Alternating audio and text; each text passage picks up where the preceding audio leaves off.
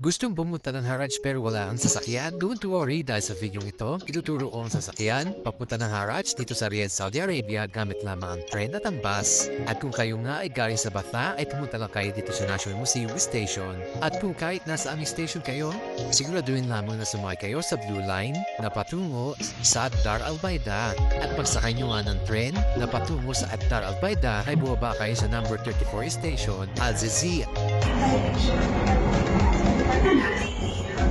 At pagbaba nyo nga sa Azizia, mag-exit lamang kayo sa inyong right side. At kung tama nga ang binabaan ninyo, makikita nyo sa exit ang Birds and Pets Market.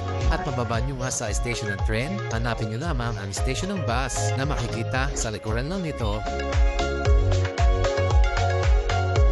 At para sigurado tama ang napunta ninyong station, makikita nyo sa likuran ng station ito. At sa station ito kayo sasakay sa bus 660 patungo sa Haraj.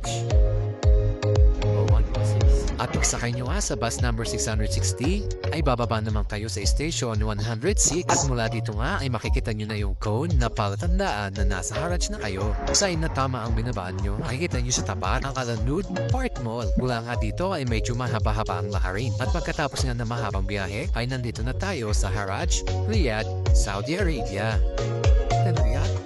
At kung nagustuhan nyo po ang aking video, paki-like and share naman po.